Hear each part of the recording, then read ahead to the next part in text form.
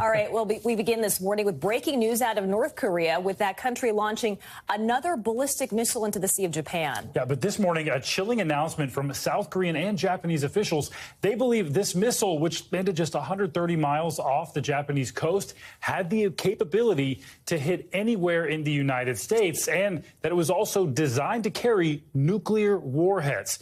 This is just the latest in a series of escalations by the North, and comes just a day after it held a smaller missile launch.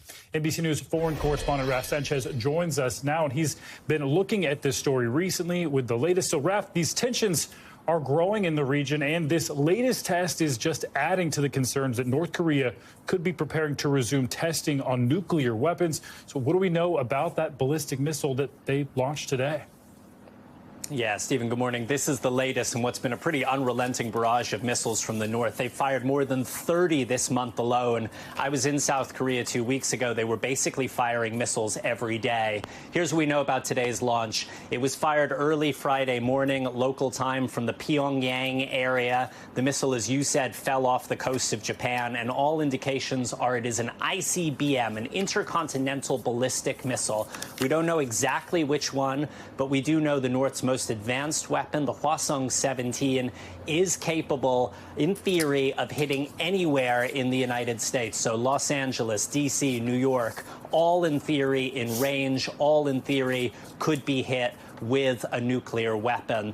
Now, we are waiting to see, is this barrage of missile tests just the beginning of something bigger, and may we see the North Koreans go back to testing nuclear weapons for the first time since 2017? Stephen.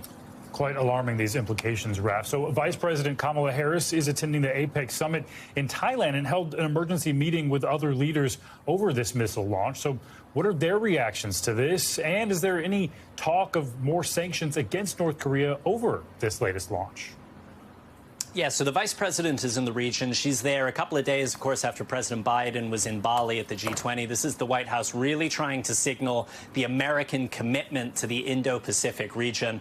We heard basically universal condemnation from that summit of leaders in Bangkok. We heard from the prime ministers of New Zealand, Canada, South Korea. Take a listen to what the vice president had to say.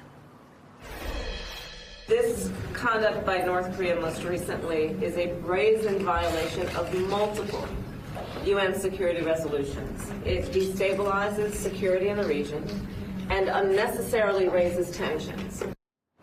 Now, Stephen, she talks about UN Security Council resolutions there. The North is clearly violating these resolutions, but the reality is the West has very few good options in terms of enforcing those resolutions without help from China. It's really only the Chinese who can turn the screws on North Korea. And right now, because tensions are so high between the U.S. and China over Taiwan and other issues, there's really not a whole lot of cooperation there. Lots of complications for sure. And just quickly here, Raf, how is South Korea and Japan, how are they responding to today's launch? So they've actually both conducted joint military exercises with the U.S. today, and the South Korean test was particularly pointed.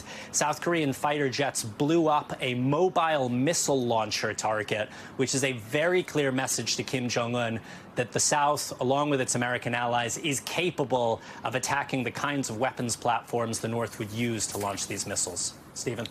All right, Raf Sanchez, thanks so much. Thanks for watching our YouTube channel. Follow today's top stories and breaking news by downloading the NBC News app.